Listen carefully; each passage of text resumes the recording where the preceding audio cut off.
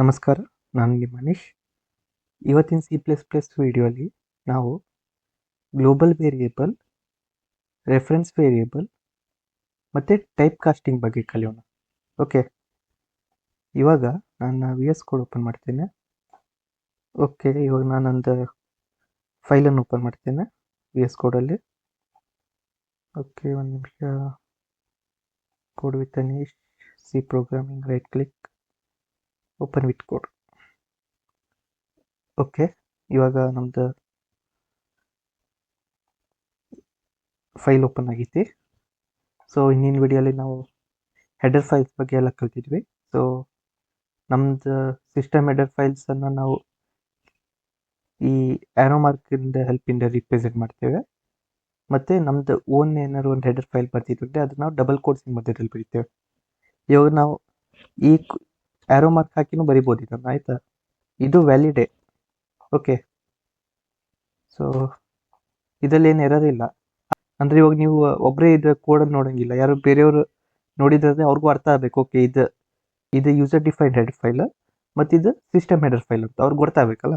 ಅದಕ್ಕೋಸ್ಕರ ನಾವು double ಕೋಟ್ಸಿಂದ use ಮಾಡ್ತೀವಿ. ಓಕೆ, ಮತ್ತು ಹೆಡರ್ ಫೈಲ್ಸ್ ಮತ್ತು ಲೈಬ್ರರಿ ಎರಡು ಬೇರೆ ಬೇರೆ ಇದೆ, ಆಯಿತಾ? ಇದು ನಾವು ಇಲ್ಲಿ ಯೂಸ್ ಮಾಡ್ತಿರೋಲ್ಲ, ಅದು ಹೆಡರ್ ಫೈಲ್. ಇವಾಗ ಲೈಬ್ರರಿ ಎಲ್ಲಿ ಯೂಸ್ ಆಗ್ತೈತೆ ಅಂದರೆ, ಇವಾಗ ನಾವು ಇದು ಕೋಡನ್ನು ರನ್ ಮಾಡ್ತೀವಲ್ಲ, ನಮ್ದು ಈ ಕೋಡ್ ಆಬ್ಜೆಕ್ಟ್ ಕೋಡಲ್ಲಿ ಕನ್ವರ್ಟ್ ಆದಮೇಲೆ ಆವಾಗ ನಮ್ದು ಆ C++ ಲೈಬ್ರರಿಯನ್ನು ಯೂಸ್ ಮಾಡಿ ಆ ಕೋಡನ್ನು ಡಿಬಗ್ ಎಲ್ಲ ಮಾಡ್ತೇವೆ, ಆಯಿತಾ? ಓಕೆ, ಇವಾಗ ನಾನು ಒಂದು ಫೈಲ್ ಕ್ರಿಯೇಟ್ ಮಾಡ್ತೇನೆ, ಫೋಲ್ಡರ್ ಕ್ರಿಯೇಟ್ ಮಾಡ್ತೇನೆ. ಸೊ ಓಕೆ, ಇದಕ್ಕೆ ಹೆಸರು ಕೊಡ್ತೀನಿ ನಾನು ಗ್ಲೋಬಲ್,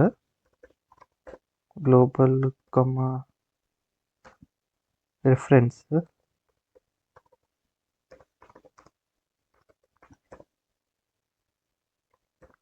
ವೇರಿಯೇಬಲ್ ಸ್ಪೆಲ್ಲಿಂಗ್ ತಪ್ಪಾಯ್ತಲ್ಲ, PLE and type casting. Okay, so ಈ ಟಾಪಿಕ್ ಬಗ್ಗೆ ನೋಡೋಣ ನಾವು. ಸೊ ಇದರಲ್ಲಿ ನಾನು ಒಂದು ಫೈಲ್ ಕ್ರಿಯೇಟ್ ಮಾಡ್ತೇನೆ.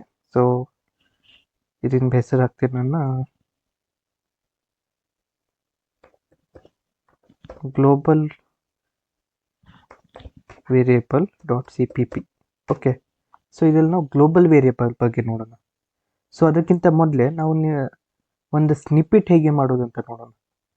ಸ್ನಿಪಿಟ್, SNIPPIT. ಓಕೆ, ಸೊ ಅದನ್ನು ಹೇಗೆ ಮಾಡೋದು ಅಂದರೆ, ಇಲ್ಲಿ ನಾವು ಇದು ಸೆಟ್ಟಿಂಗ್ಸಿಂದ ಆಪ್ಷನ್ ಮೇಲೆ ಬಂದರೆ ಇಲ್ಲಿ ನಿಮ್ಗೊಂದು ಆಪ್ಷನ್ ಬರ್ತೈತಿ ಸ್ನಿಪಿಟ್ಸ್ ಅಂತ. ಸೊ ಸಾರಿ, ಸ್ಪೆಲ್ಲಿಂಗ್ ತಪ್ಪಾಗಿತ್ತು, ನಾನು ಬರೆದಿದ್ದೆ PPETS.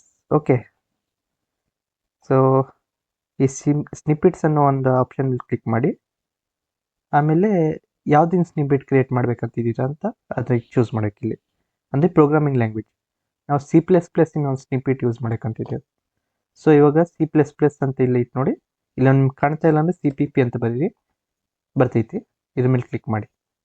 ಓಕೆ, ಇದು ನಮ್ದು ಒಂದು ಕೋಡ್ ಓಪನ್ ಆಗ್ತೈತಿ. ಸೊ ಇದ್ರ ಬಗ್ಗೆ ನೀವು ನೆಗ್ಲೆಕ್ಟ್ ಮಾಡಿ ಇವಾಗ ಸದ್ಯಕ್ಕೆ, ಆಯಿತಾ? ಓಕೆ, ನೀವು ಇವಾಗ ಏನು ಮಾಡಬೇಕಂದ್ರೆ, ಸೊ ಇಲ್ಲೊಂದು ಎಕ್ಸಾಂಪಲ್ ಕೋಡ್ ಐತಿ. ಸೊ ಇದನ್ನೇ ನಾವು ಕಾಪಿ ಮಾಡೋಣ, ಆಯಿತಾ? ಲೈನ್ 7ಇಂದ ಲೈನ್ 14 ತನಕ ಇಂದ ಲೈನನ್ನು ಕೋಡನ್ನು ಕಾಪಿ ಮಾಡ್ಕೊಳ್ಳಿ. ಮತ್ತು ಇದು ಲೈನ್ 23 ಐತಲ್ಲ, ಅಲ್ಲಿ ಕ್ಲಿಕ್ ಮಾಡಿ ಎಂಟರ್ ಕೊಡಿ, ಆಯಿತಾ? ಸೊ ಅಲ್ಲಿ ಇವಾಗ ಈ ಲೈನ್ ಆಫ್ ಕೋಡನ್ನು ಪೇಸ್ಟ್ ಮಾಡಿ. ಸೊ ಇವಾಗ ಇದು ಕಮೆಂಟ್ ಮಾಡಿದೈತಿ, ಇದನ್ನು ಅನ್ಕಮೆಂಟ್ ಮಾಡಿ, Ctrl/ ಒಟ್ಟಿದ್ರೆ ಅಂಡ್ ಕಮೆಂಟ್ ಆಗ್ತೈತಿ. ಸೊ ಇವಾಗ ಇದು ನಮ್ದೊಂದು ಸ್ನಿಪಿಟ್, ಆಯಿತಾ? ನಾವು ಏನಾದ್ರು ಒಂದು ಸ್ನಿಪಿಟ್ ಕ್ರಿಯೇಟ್ ಮಾಡೋದಿದ್ರೆ ಹೀಗೆ ಮಾಡ್ತೇವೆ. ಸೊ ಇವಾಗ ಸ್ನಿಪಿಟ್ ಅಂದರೆ ಏನು? ಸೊ ಇವಾಗ ಇಲ್ಲೇನು ಬರ್ದಿರೈತಿ ನೋಡಿ, ಸುಫಿಕ್ಸ್ ಐತಿ. ಸುಫಿಕ್ಸ್ ಲಾಗ್ ಅಂತ ಬರ್ದೆ ಅಂದರೆ ನಾನು ಇದಿಷ್ಟು ಲೈನ್ ಆಫ್ ಕೋಡ್ ಆಟೋಮೆಟಿಕ್ಕಾಗಿ ಪ್ರಿಂಟ್ ಆಗಿಬಿಡ್ತೈತಿ ನಂದು ಇದರಲ್ಲಿ, ಯಾವುದ್ರಲ್ಲಿ? ನಂದು ಎನ್ವೈರ್ಮೆಂಟಲ್ಲಿ. ಇವಾಗ ನೋಡಿ, ಇಲ್ಲಿ ನಾನು ಬಂದೆ ಲಾಗ್ ಅಂತ ಒತ್ತಿ, ಇಲ್ಲಿ ನೋಡಿ ಪ್ರಿಂಟ್ ಟು ಕಾನ್ಸೋಲ್ ಅಂತ ಬರ್ತೈತಿ. ಅಂದರೆ ಇದು ನಮ್ಮ ಸ್ನಿಪಿಟ್ ಅಂತ. ಇದ್ರ ಮೇಲೆ ಕ್ಲಿಕ್ ಮಾಡಿದೆ ಅಂದರೆ ನಾನು console.log ಅಂತ ಬರ್ತೈತಿ.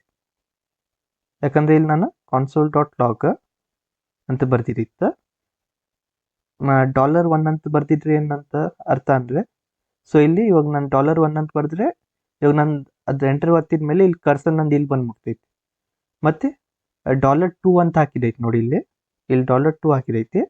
ಅದರಿಂದ ನೆಕ್ಸ್ಟ್ ಲೈನ್ ಒಂದು ಜನ್ರೇಟ್ ಆಗೈತಿ. ಓಕೆ, ಸೊ ಇವಾಗ ನಾನು ಅದೇ ಇಲ್ಲಿ ಬಂದೆ $3 ಬರ್ತಿದೆ ಅಂದರೆ ಮತ್ತೊಂದು ಲೈನ್ ಜನ್ರೇಟ್ ಆಗ್ತಿತ್ತು ಆಯಿತಾ. ಸೊ ಇವಾಗ ನಾವು ಇದನ್ನು ಕ್ಲೋಸ್ ಮಾಡೋಣ, ಲಾಗ್ ಅಂತ ತೋರಿಸ್ತೀನಿ, ಎಂಟ್ರ್ ಕೊಡ್ತೀನಿ. ಸೊ ಇಲ್ಲಿ ನೋಡಿ ಇನ್ನೊಂದು ಲೈನ್ ಅಂತ ಜನ್ರೇಟ್ ಮಾಡ್ತಿದ್ದು. ಸೊ ಇವಾಗ ಸ್ನಿಪಿಟ್ ಏನು ಮಾಡ್ತಿತ್ತು ಅಂದರೆ ಇವಾಗ ನಾವು ಒಂದು ಸಣ್ಣ ಒಂದು ವರ್ಡ್ ಬರುತ್ತೆ, ಒಂದು ಫುಲ್ ಲೈನ್ ಆಫ್ ಕೋಡನ್ನು ನಾವು ಪ್ರಿಂಟ್ ಮಾಡಿಬಿಡ್ಬೋದು. ಸೊ ಇವಾಗ ನಾವು ಇದು ಯಾವ್ದು ಯೂಸ್ ಮಾಡೋಣ ಅಂದರೆ ಬಾಯ್ಲರ್ ಪ್ಲೇಟ್ ಕೋಡಿಗೆ ಯೂಸ್ ಮಾಡೋಣ. ಬಾಯ್ಲರ್, ಸಾರಿ ಸ್ಪೆಲ್ಲಿಂಗ್ ತಪ್ಪಾಯ್ತಾ, ಬಾಯ್ಲರ್ ಪ್ಲೇಟ್. ಓಕೆ, ಸೊ ಇವಾಗ ನಾ ಬಾಯ್ಲರ್ ಪ್ಲೇಟ್ ಅಂತ ಬರ್ದೆ ಅಂದರೆ ಇದಿಷ್ಟು ಲೈನ್ ಆಫ್ ಕೋಡ್ ಬರ್ತೈತಿ. ಆದರೆ ನಂಗೆ ಇದು ಬರಬಾರ್ದು, ನಂಗೇನು ಬೇರೆದು ಬರೋದೈತಿ.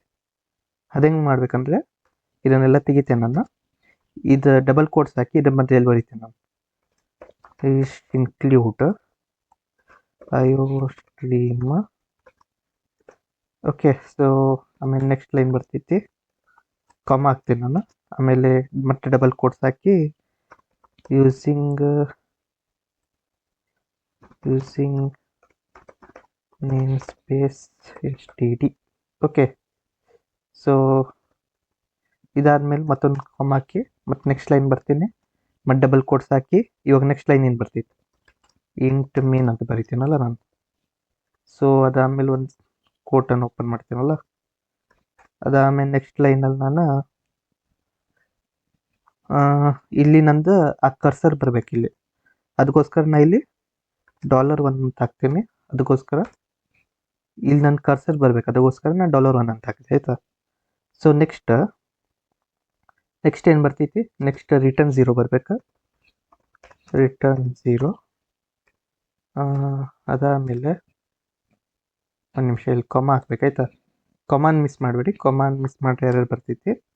ಆಮೇಲೆ ಮತ್ತೊಂದು ಡಬಲ್ ಕೋಡ್ಸ್ ಹಾಕಿ ಇದು ಮೇನಿಂದ ಒಂದು ಓಪನ್ ಬ್ರ್ಯಾಕೆಟ್ ಮಾಡಿದ್ರಲ್ಲ ಅದನ್ನು ಕ್ಲೋಸ್ ಮಾಡ್ತೀನಿ ಇಲ್ಲಿ.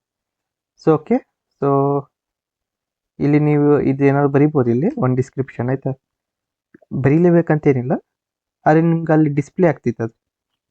ಓಕೆ, ತೋರಿಸ್ತೀನಿ ನಾನು ನಿಮ್ಗೆ ಎಲ್ಲಂತ. ಸೊ ಪ್ರಿಂಟ್ಸ್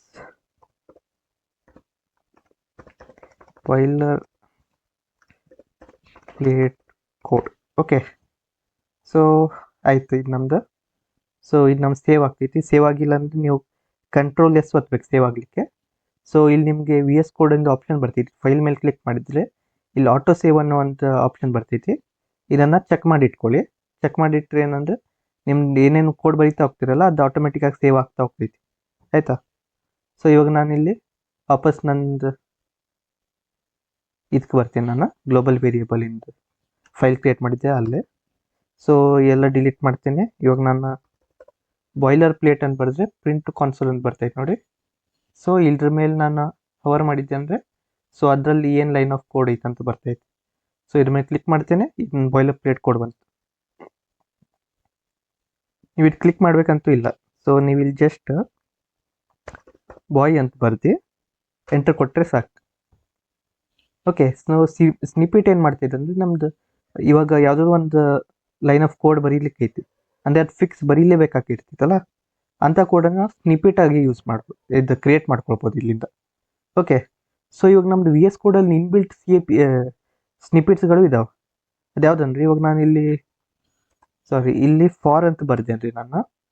ಸೊ ರೀ ಇವಾಗ ಫಾರ್ ಅಂತ ಬರೆದ್ಮೇಲೆ ಇಲ್ಲಿ ನೋಡಿ ಫಸ್ಟಿಗೆ ಬರ್ತೈತೆ. ಸೊ ಇದ್ರ ಮೇಲೆ ಕ್ಲಿಕ್ ಮಾಡ್ತೇನೆ ನಾನು. ಸೊ ಇದೊಂದು ಫಾರ್ ಲೂಪ್ ಆಯಿತಾ. ಫಾರ್ ಲೂಪ್ ಬಗ್ಗೆ ನಾವು ಮುಂದೆ ಕಲಿಯೋಣ, ಇವಾಗ ನಾವೇನು ಕಲ್ತಿಲ್ಲ ಅದು. ಸೊ ಅದರಿಂದ ಸಿಂಟ್ಯಾಕ್ಸ್ ಪ್ರಿಂಟ್ ಮಾಡ್ತೈತೆ. ಸೊ ಇದು ನಮ್ಮದು ಇನ್ಬಿಲ್ಟ್ ಆಗಿ ಬರುವಂಥದ್ದು. ಓಕೆ, ನಮ್ಮದು VS ಕೋಡ್ ಇಂದ ನಾವು ಒಂದು ಸ್ವಲ್ಪ ಎಕ್ಸ್ಟೆನ್ಷನ್ಸ್ಗಳನ್ನು ಇನ್ಸ್ಟಾಲ್ ಮಾಡಿದ್ರಲ್ಲ ಈ CPP ಇಂದ. ಸೊ ಅದರ ಒಳಗಡೆ ಇದೆಲ್ಲ ಇರುವಂಥದ್ದು. ಓಕೆ, ಸ್ನಿಪಿಟ್ಸ್ಗಳು. ಓಕೆ, ಸಮ್ ಸ್ನಿಪಿಟ್ಗಳು ನಮ್ದು ನಾವು ಡೌನ್ಲೋಡ್ ಮಾಡಿದ್ರಲ್ಲಿ ಬರ್ತೈತಿ. ಇವಾಗ ನಮ್ಗೆ ಏನಾದ್ರು ಒಂದು ಸ್ನಿಪಿಟ್ ಬೇಕಂದ್ರೆ ಅದನ್ನು ಮಾಡ್ಬೋದು ನಾವು ಹೀಗೆ. ಓಕೆ, ಇದನ್ನ ಹೆಲ್ಪಿಂದ ಎಲ್ಲಿಂದ ಮಾಡಿದರೆ ಸೆಟ್ಟಿಂಗ್ಸಲ್ಲಿ ಹೋಗಿ ಸ್ನಿಪಿಟ್ಸ್ ಮೇಲೆ ಕ್ಲಿಕ್ ಮಾಡಿದರೆ ನಿಮ್ದು ಇವಾಗ ನೀವು ಬೇರೆ ಪ್ರೋಗ್ರಾಮಿಂಗ್ ಲ್ಯಾಂಗ್ವೇಜ್ ಯೂಸ್ ಮಾಡ್ಬೋದು ಆಯಿತಾ. ಇವಾಗ ನೀವು ಸಿ ಎಲ್ ಒಂದು ಸ್ನಿಪೆಟ್ ಯೂಸ್ ಮಾಡಬೇಕಂತಿದ್ದಾರೆ ಅಂದರೆ ಸಿ ಮೇಲೆ ಕ್ಲಿಕ್ ಮಾಡ್ಕೊಳ್ಳಿ. ಆಮೇಲೆ ಸಾರಿ ಬೇರೆ ಓಪನ್ ಆಗ್ಬಿಡಿ, ಒಂದು ನಿಮಿಷ. ಸೊ ಇಲ್ಲಿ ನೀವು ಸ್ನಿಪೆಟಲ್ಲಿ ಬಂದು ಸಿ ಎಲ್ ಕ್ಲಿಕ್ ಮಾಡಿದ್ರೆ ಈ ಸೀನ್ ಸ್ನಿಪೆಟ್. ಸೊ ಇಲ್ಲಿ ಒಂದು ಎಕ್ಸಾಂಪಲ್ ಇರ್ತೈತಿ. ಸೊ ಇದು ಎಕ್ಸಾಂಪಲನ್ನು ಕಾಪಿ ಮಾಡ್ಕೊಳ್ಳಿ. ಓಕೆ, ಅದಾದಮೇಲೆ ಇದೆಲ್ಲ ಕಮೆಂಟ್ ಮುಗಿದ ಮೇಲೆ ಒಂದು ಎಂಟರ್ ಒತ್ತಿ ಪೇಸ್ಟ್ ಮಾಡ್ಕೊಳ್ಳಿ. ಅದಾದಮೇಲೆ ನಿಮ್ದು ಏನೈತಿ ಅದೆಲ್ಲ ಚೇಂಜಸ್ ಮಾಡ್ಕೊಂಡ್ರೆ ಆಯ್ತು. ಓಕೆ, ಸೊ ಇವಾಗ ಇದು ನಮ್ಮ ಕಂಪ್ಯೂಟರ್ಗೆ ಹೆಂಗೆ ಗೊತ್ತಾಗ್ತೈತಿ ಇವಾಗ ನಾನು ಇದೇ ಸ್ನಿಪೆಟ್ ಯೂಸ್ ಮಾಡ್ಬೇಕಂತ ಅಂದರೆ ಇವಾಗ ನಾವು ಇಲ್ಲಿ .cpp.json ಅಂತ ಐತಲ್ಲ, ಆ ಫೈಲಲ್ಲಿ ನಾವು ಇದು ಸ್ನಿಪೆಟನ್ನು ಆ್ಯಡ್ ಮಾಡಿರ್ತದೆ, ಆಯಿತಾ. ಸೊ ಯಾವಾಗ ನಾವು .cpp ಅನ್ನೋ ಯಾವುದೋ ಒಂದು ಫೈಲ್ ಕ್ರಿಯೇಟ್ ಮಾಡಿದರೆ ಆವಾಗಷ್ಟೇ ಈ ಸ್ನಿಪೆಟನ್ನು ಯೂಸ್ ಮಾಡೋಕ್ಕಾಗುತ್ತೆ. ಸೊ ಇವಾಗ ನಾನಿಲ್ಲಿ ಇನ್ನೊಂದು ಫೈಲ್ ಕ್ರಿಯೇಟ್ ಮಾಡಿದೆ, c.c ಅಂತ. ಓಕೆ, ಒಂದು ಎಕ್ಸಾಂಪಲಿಗೆ ಕ್ರಿಯೇಟ್ ಮಾಡ್ತಾ ಇದ್ದೀನಿ. ಎಂಟ್ರ್ ಒತ್ತಿದ ಮೇಲೆ ಇಲ್ಲಿ ನಾನು ಬಾಯ್ ಅಂತ ಬರೆದ್ರೆ ಇಲ್ಲಿ ನಂಗೆ ಸಜೆಷನ್ ಬರೋಂಗಿಲ್ಲ, ಯಾಕಂದರೆ ನಾನು C++ ಸ್ನಿಪೆಟನ್ನು ಕ್ರಿಯೇಟ್ ಮಾಡಿದ್ದೀನಿ. ಓಕೆ, ಸೊ ಇಲ್ಲಿ ನಾ ಸ್ನಿಪೆಟನ್ನು ಕ್ರಿಯೇಟ್ ಮಾಡಬೇಕಾದ್ರೆ ನಾನು ಇಲ್ಲಿ C++ ಅನ್ನು ಸೆಲೆಕ್ಟ್ ಮಾಡ್ಕೊಂಡಿದ್ದೆ. ಅದಕ್ಕೋಸ್ಕರ ಅದು ಬರೀ C++.cpp ಅನ್ನೋ ಫೈಲ್ ಇರ್ತಿತ್ತಲ್ಲ ಅದರಲ್ಲಷ್ಟೇ ನಾನು ಯೂಸ್ ಮಾಡ್ಲಿಕ್ಕೆ ಆಗ್ತೈತಿ, ಮತ್ತೆಲ್ಲೂ ಯೂಸ್ ಮಾಡ್ಲಿಕ್ಕೆ ಆಗಲ್ಲ. ಓಕೆ, ಸೊ ಇವಾಗ ಇದನ್ನು ಡಿಲೀಟ್ ಮಾಡ್ತೀನಿ. ಓಕೆ, ಸೊ ಇವಾಗ ನಿಮಗೆ ಗೊತ್ತಾಯ್ತು ಅಂತ ತಿಳ್ಕೊಂಡೆ ಸ್ನಿಪೆಟನ್ನು ಹೇಗೆ ಕ್ರಿಯೇಟ್ ಮಾಡೋದು ಅಂತ. ಬಾಡಿ ಆದಮೇಲೆ ಇಲ್ಲಿ 2 ಸ್ಕ್ವೇರ್ ಬ್ಯಾಕೆಟ್ಸ್ ಇರ್ತೈತಿ. ಆ ಸ್ಕ್ವೇರ್ ಬ್ಯಾಕೆಟಿನ ಮಧ್ಯದಲ್ಲಿ ನಾವು ಏನು ಪ್ರಿಂಟ್ ಮಾಡಬೇಕು, ನಾವು ಈ ಬಾಯ್ಲರ್ ಪ್ಲೇಟ್ ಅಂತ ಬರೆದ್ರೆ ಅನ್ನೋದನ್ನು ನಾವು ಇಲ್ಲಿ ಲೈನ್ ಬೈ ಲೈನ್ ಬರಿತಾ ಹೋಗ್ತೀವಿ. ಓಕೆ, ಸೊ ನೀವು ಇಲ್ಲಿ ಕಾಮ ಹಾಕಿದ ಮೇಲೆ ನೆಕ್ಸ್ಟ್ ಲೈನ್ ಬರಿಬೇಕಂತ ಏನಿಲ್ಲ. ಸೊ ನೀವು ಇಲ್ಲಿ ಅದ್ರ ಪಕ್ಕಕ್ಕೆ ಬರೆದ್ರು ಅದು ನೆಕ್ಸ್ಟ್ ಲೈನಲ್ಲಿ ಪ್ರಿಂಟ್ ಆಗ್ತೈತಿ. ಓಕೆ, ಸೊ ಬೇಕಂತ ತೋರಿಸ್ಬಿಡ್ತೀನಿ ನಿಮಗೆಲ್ಲ. ಬಾಯ್ಲರ್ ಪ್ಲೇಟ್, ಸೊ ಅದು ನೆಕ್ಸ್ಟ್ ಲೈನಿಗೆ ಹೋಗುವಂಥದ್ದು, ಯಾಕಂದರೆ ಕಾಮ ಹಾಕಿದ್ಮೇಲೆ ಅದು ನೆಕ್ಸ್ಟ್ ಲೈನಿಗೆ ಹೋಗುವಂಥದ್ದು, ಆಯಿತಾ. ಸೊ ಒಂದು ಸ್ವಲ್ಪ ರೀಡೇಬಿಲಿಟಿ ಒಳ್ಳೇದಾಗಲಿ ಅನ್ನೋಗೋಸ್ಕರ ನಾವು ಒಂದು ಲೈನ್ ಬೈ ಲೈನ್ ಬರಿತೀವಿ. ಓಕೆ, ಸೊ ಈ ಡಿಸ್ಕ್ರಿಪ್ಷನ್ ನೀವು ಬೇಕಂದರೆ ಬರಿಬೋದು, ಬರ್ದಿಲ್ಲ ಅಂದ್ರೆ ನಡಿತೈತಿ, ಇದು ಆಪ್ಷನಲ್. ಸೊ ಮೇನ್ ಆಗಿ ಬರಿಬೇಕಾಗಿರುವಂಥದ್ದು ಬಾಡಿ ಮತ್ತು ಪ್ರಿಫಿಕ್ಸ್ ಅಂದರೆ ಇವಾಗ ನಾವು ಒಂದು ಸ್ಟಾರ್ಟಿಂಗ್ ವರ್ಡ್, ಓಕೆ, ಇದನ್ನು ಬರೆದ್ರೆ ಇದಿಷ್ಟು ಪ್ರಿಂಟ್ ಆಗ್ಬೇಕು ಅನ್ನೋದು.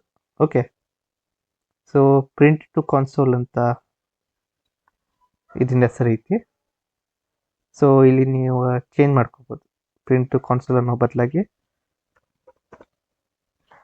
Boiler plate. ಸೊ ಇವಾಗ ಆ್ಯಕ್ಚುಲಿ ಇದೇನು ಮಾಡ್ತೈತೆ ಅಂದರೆ ಇವಾಗ ನಾ ಗ್ಲೋಬಲಲ್ಲಿ ಬಂದೆ. ಸೊ ಇದೆಲ್ಲ ತೆಗಿತೇನೆ. ಬಾಯ್ಲರ್ ಪ್ಲೇಟ್ ಅಂತ ಬರೆದ್ರೆ ಇಲ್ಲಿ ನನಗೆ ಇದೇನು ಪ್ರಿಂಟ್ ಮಾಡ್ತೈತೆ ಬಾಯ್ಲರ್ ಪ್ಲೇಟ್ ಅಂತ ಬರ್ತೈತೆ. ಓಕೆ, ಸೊ ಇಲ್ಲಿ ಹೆಡ್ಡಿಂಗನ್ನು ಚೇಂಜ್ ಮಾಡ್ತೈತೆ ಅಷ್ಟೇ. ಸೊ ಆವಾಗ ಹೆಡ್ಡಿಂಗ್ ಬೇರೆದು ಬರ್ತಾಯಿತ್ತು, ಇವಾಗ ಹೆಡ್ಡಿಂಗ್ ಬೇರೆದು ಬರ್ತಾಯಿತ್ತು. ಆವಾಗ ಹೆಡ್ಡಿಂಗ್ ಪ್ರಿಂಟ್ ಟು ಕಾನ್ಸೋಲ್ ಅಂತ ಬರ್ತಾಯಿತ್ತು. ಸೊ ಇವಾಗ ಸದ್ಯಕ್ಕೆ ಅದೇ ಇರಲ್ಲ. ಓಕೆ, ಅದರಿಂದ ಏನು ಅಷ್ಟು ಡಿಫ್ರೆನ್ಸ್ ಇಲ್ಲ. ಬಾಯ್ಲ್ ಅಂತ ಬರೆದು ಎಂಟರ್ ಕೊಟ್ಟರೆ this line of code print ಆಗಿಬಿಡ್ತೈತಿ. ಓಕೆ, ಸೊ ಈ ವಿಡಿಯೋ ಒಂದು ಸ್ವಲ್ಪ ಲಾಂಗ್ ಆಗಿಬಿಡುತ್ತೆ ಅನ್ಸೋ ಮಟ್ಟಿಗೆ, 13 ಮಿನಿಟ್ಸ್ ಆಗೈತಿ. ಓಕೆ, ಇವಾಗ ನೆಕ್ಸ್ಟ್ ನಾವು ಗ್ಲೋಬಲ್ ವೇರಿಯೇಬಲ್ ಬಗ್ಗೆ ನೋಡೋಣ. ಓಕೆ, ಗ್ಲೋಬಲ್ ವೇರಿಯೇಬಲ್ ಅಂದರೆ ಏನಂತ ಇವಾಗ ಇಂಟ್ ಮೇನ್ ಅಂತ ಒಂದು ಫಂಕ್ಷನ್ ಕ್ರಿಯೇಟ್ ಮಾಡಿದ್ವಿ. ಓಕೆ, ಇದು ಒಂದು ಫಂಕ್ಷನ್ ಆಯಿತಾ, ಇಂಟ್ ಮೇನ್ ಅನ್ನೋದು. ಓಕೆ, ನಾವು ಇದ್ರ ಬಗ್ಗೆ ಕಲ್ತಿಲ್ಲ, ನಾವು ಇದ್ರ ಒಳಗಡೆ ಏನು ಕೋಡ್ ಬರಿತೀವಲ್ಲ ಅದು ಇಲ್ಲಿ ಬರಿತೀವಿ. ಓಕೆ, ಸೊ ಸದ್ಯಕ್ಕೆ ಇಷ್ಟೇ ಗೊತ್ತಿರಲಿ ನಿಮಗೆ. ಸೊ ಇವಾಗ ನಾನಿಲ್ಲಿ ಇಂಟ್ a = 5 ಅಂತ ಬರ್ತೆ ಅಂದರೆ ಅದು ಇವಾಗ ನಂದು ಈ ಫಂಕ್ಷನಲ್ಲಿ ಅಷ್ಟೇ ವರ್ಕ್ ಆಗ್ತೈತಿ. ಸೊ ಇವಾಗ ಇದು ಬಿಟ್ಟು ನಾನು ಇನ್ನೊಂದು ಫಂಕ್ಷನ್ ಮಾಡ್ಬೋದು. Int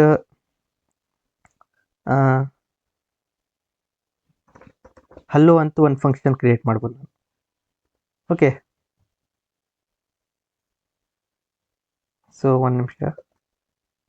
so okay, so int hello ಇದು ಇನ್ನೊಂದು ಫಂಕ್ಷನ್ ಇದೆ. ಓಕೆ, ಸೊ ಇವಾಗ ನಾನು ಇಲ್ಲೊಂದು ಇಂಟ್ a = 5 ಅಂತ ಒಂದು ವೇರಿಯೇಬಲ್ ಡಿಕ್ಲೇರ್ ಮಾಡೇನೆ. ಓಕೆ, ಎಗೆ ಒಂದು 5 ಅಂತ ವ್ಯಾಲ್ಯೂ ಕೊಟ್ಟಿದ್ದೇನೆ. ಇವಾಗ ನಾನಿಲ್ಲಿ ಹಲೋ ಒಳಗಡೆ ನಾನು ಸದ್ಯಕ್ಕೆ ಇದ್ರ ಹತ್ರ ಅಷ್ಟು ಫೋಕಸ್ ಮಾಡೋಕ್ಕೆ ಹೋಗ್ಬೇಡಿ, ನಾನು ನಿಮಗೆ ಎಕ್ಸ್ಪ್ಲನೇಷನಿಗೆ ಹೇಳ್ತಾ ಇದ್ದೇನೆ ಅಷ್ಟೇ. ಇವಾಗ ನಾನಿಲ್ಲಿ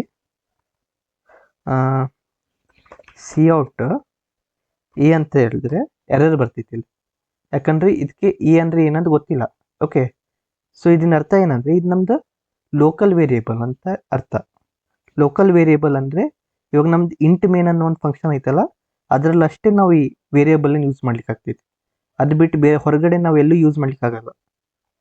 ಓಕೆ, ಸೊ ಇವಾಗ ನನಗೆ ಇದು ಇಂಟ್ ಏಜ್ ಈಕ್ವಲ್ ಟು 5 ಐತಲ್ಲ, ಇನ್ನು ನಾನು 100 ಫಂಕ್ಷನ್ ಎಷ್ಟು ಫಂಕ್ಷನ್ ಕ್ರಿಯೇಟ್ ಮಾಡ್ತೀನಲ್ಲ ಅಷ್ಟು ಫಂಕ್ಷನಲ್ಲಿ ಎಕ್ಸೆಸ್ ಮಾಡ್ಲಿಕ್ಕೆ ಆಗಬೇಕು.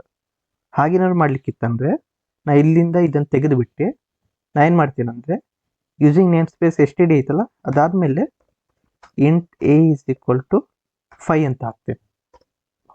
ಸೊ ನೋಡಿ, ಇವಾಗ ಇದು ಹಾಕಿದ ಮೇಲೆ ಇವಾಗ ನಂದು ಇಂಟ್ ಫಂಕ್ಷನ್ ಐತಲ್ಲ, ಇಂಟ್ ಹಲೋ ಫಂಕ್ಷನ್ ಐತಲ್ಲ, ಹಲೋ ಫಂಕ್ಷನ್ ಎ ಎರರ್ ಇತ್ತು. ಓಕೆ, ಅದು ಎರರ್ ಹೋಯ್ತು. ಓಕೆ, ಸೊ ಇವಾಗ ನಾನು ಇಲ್ಲೂ ಸಿ ಔಟ್ ಮಾಡಿದೆ. ನಾನು ಎ ಅನ್ನು ಅಂದರೆ ಅದು ಪ್ರಿಂಟ್ ಮಾಡ್ತಿತ್ತು 5 ಅನ್ನು.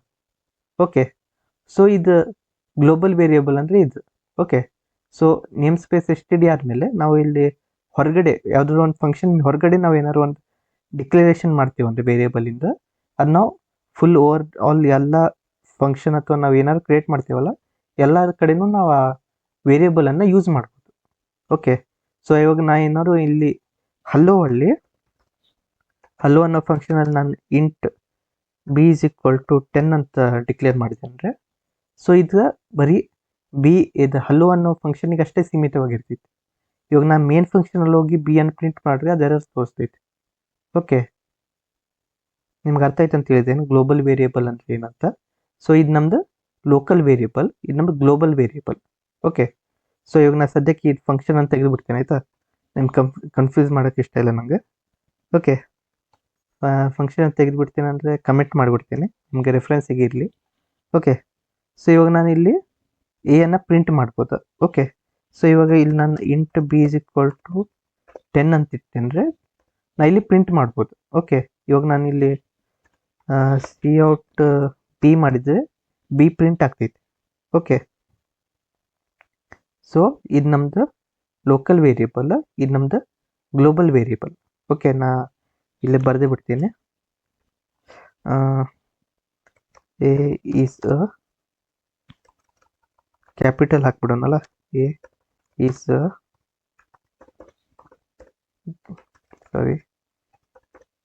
Global variable. ಓಕೆ, ಸೊ ನಾನು ಇದರಿಂದ ಹೆಸರು ಕ್ಯಾಪಿಟಲ್ ಇಟ್ಬಿಡ್ತೀನಿ, ಸೊ ಕನ್ಫ್ಯೂಸ್ ಆಗಿಬಿಡ್ತೀನಿ ನೀವು ಅಂತ. ಓಕೆ, ಸೊ ಏನು ಪ್ರಿಂಟ್ ಮಾಡ್ತೇನೆ. ಸೊ ಆಮೇಲೆ ನೆಕ್ಸ್ಟ್ ಇಲ್ಲಿ ನಾನು ಬರಿತೀನಿ b is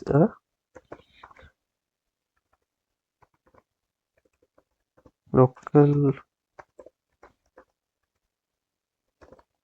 variable. Okay, so ಏನಿಲ್ಲಿ ಬಿ ಒಂದು ಲೋಕಲ್ ವೇರಿಯೇಬಲ್, ಎ ಒಂದು ಗ್ಲೋಬಲ್ ವೇರಿಯೇಬಲ್. ಓಕೆ, ಸೊ ಇವಾಗ ನಾವು ಸದ್ಯಕ್ಕೆ ಇದು ಇವಾಗ ಯೂಸ್ ಮಾಡಲ್ಲ, ಮುಂದೆ ನಾವು ಫಂಕ್ಷನ್ಸ್ ಎಲ್ಲ ಕಲಿತೇವಲ್ಲ ಆವಾಗ ನಾವು ಯೂಸ್ ಮಾಡ್ತೀವಿ ಇದನ್ನು. ಓಕೆ, ಸದ್ಯಕ್ಕೆ ಇಷ್ಟು ನಿಮ್ಗೆ ಗೊತ್ತಿರಲಿ. ಓಕೆ ಓಕೆ ಸೊ ಇವಾಗ ಒಂದು ಸ್ವಲ್ಪ ನಮ್ಮದು ವಿಡಿಯೋ ಅನ್ಎಕ್ಸ್ಪೆಕ್ಟೆಡ್ ಟರ್ನ್ ತೊಗೊಂಬಿಟ್ಟೈತಿ. ಯಾಕಂದರೆ ನಾನು ಸ್ನಿಪ್ಪಿಟನ್ನು ಕಲಿಸ್ಲಿಕ್ಕೆ ಪ್ಲ್ಯಾನೇ ಮಾಡಿಲ್ಲಾಗಿದ್ದೆ, ಅದನ್ನು ಕಲಿಸ್ಬಿಟ್ಟೆ. ಅದರಿಂದ ವಿಡಿಯೋ ಒಂದು ಸ್ವಲ್ಪ ಲಾಂಗ್ ಆಗೈತಿ. ಸೊ 15 ಮಿನಿಟ್ಸ್ ಆಗೈತಿ. ಸೊ ಅದಕ್ಕೆ ಇವಾಗ ಮತ್ತೊಂದು ಸ್ವಲ್ಪ ಲಾಂಗ್ ಮಾಡೋದು ಬೇಡ ಇದನ್ನು. ಓಕೆ, ಒಂದು ಸ್ವಲ್ಪ ಶಾರ್ಟ್ ವಿಡಿಯೋ ಅಪ್ಲೋಡ್ ಮಾಡಿದರೆ ನಿಮಗೂ ಅರ್ಥ ಆಗ್ತೈತಿ, ಒಂದು ಸ್ವಲ್ಪ ಟೈಮು ಸಿಗ್ತೈತಿ ರಿವಿಷನಿಗೆಲ್ಲ. ಸೊ ಅದಕ್ಕೆ ಇವತ್ತಿನ ವಿಡಿಯೋಲಿ ಇಷ್ಟೇ ಅಂತ. ಓಕೆ, ಸೊ ಮುಂದಿನ ವಿಡಿಯೋಲಿ ನಾವು ರೆಫರೆನ್ಸ್ ವೇರಿಯೇಬಲನ್ನು ಕಂಟಿನ್ಯೂ ಮಾಡೋಣ. ಜೊತೆಗೆ ಲ್ಯಾಟ್ರಲ್ಸ್ ಅಂತ ಒಂದು ಕಾನ್ಸೆಪ್ಟ್ ಐತಿ, ಅದ್ರ ಬಗ್ಗೆನೂ ನೋಡೋಣ. ಮತ್ತು ಓಕೆ, ಇಷ್ಟೇ, ಇದೆರಡು ಕಾನ್ಸೆಪ್ಟ್ ನಾವು ಮುಂದಿನ ಕ್ಲಾಸಲ್ಲಿ ನೋಡೋಣ. ಓಕೆ, ಮತ್ತು ಇದರಿಂದ ನೋಟ್ಸ್ ಎಲ್ಲ ಐತಲ್ಲ, ನಾನು ಅದನ್ನು ಗಿಟಬಲ್ ಅಪ್ಲೋಡ್ ಮಾಡ್ತೀನಿ. ಓಕೆ ಇವತ್ತು, ಸೊ ನೀವು ಅದನ್ನು ಆಕ್ಸೆಸ್ ಮಾಡ್ಬೋದು ಅಲ್ಲಿಂದ. ಸೊ ಇವತ್ತಿನ ಕ್ಲಾಸಲ್ಲಿ ಇಷ್ಟೇ. ಸೊ ಮುಂದಿನ ಕ್ಲಾಸಲ್ಲಿ ಸಿಗೋಣ. Thank you.